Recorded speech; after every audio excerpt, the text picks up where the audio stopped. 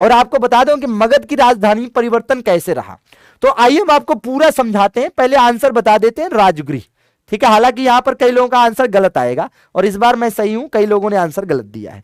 आइए मैं आपको बताता हूं पूरी बात। देखिए दोस्तों, ये राजगृह, आज का जो बिहार में राजगीर है उसी को राजगृह कहा जाता था। ठीक है, और इसके बाद राजगृह के बाद राजधानी क्या हो गई? पाटलिपुत्र राजधानी हो गई। पाटलिपुत्र के बाद राजधानी क्या हो गई? पाटलिपुत्र के बाद राजधानी हो गई थी वैशाली।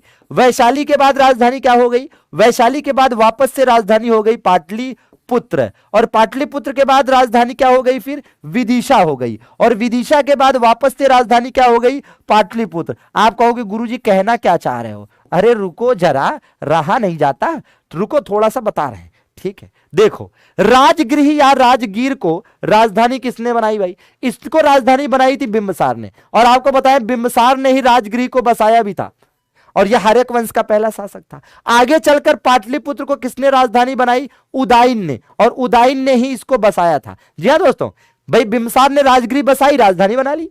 उदयन ने पाटलिपुत्र बसाई, राजधानी बना ली। ठीक है, वैशाली, वैशाली को राजधानी किसने बनाई थी? तो वैशाली को राजधानी बनाई थी किसने भाई?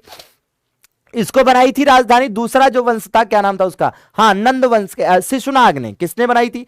शिशुनाग ने बनाई थी। ठीक है, लेकिन आगे चलकर आप देखेंगे तो फिर से नंद वंश की राजधानी, ठीक है, नंद वंश की राजधानी और मौर्य वंश की राजधानी क्या रही है? पाटलिपुत्र रही है। लेकिन शुंग वंश में, शुंग वंश की राजधानी क्या थी? शुंग वंश की राजधानी विदिशा थी। और वापस से जो आपका वो मिलता है, कौन सा वंश, क्या नाम था उसका? कण्व वंश। तो कण्व वंश में वापस से राजधानी पाटलिपुत्र हो जाती है। समझ गए? तो ये राजधानी परिवर्तन का सीक्वेंस है।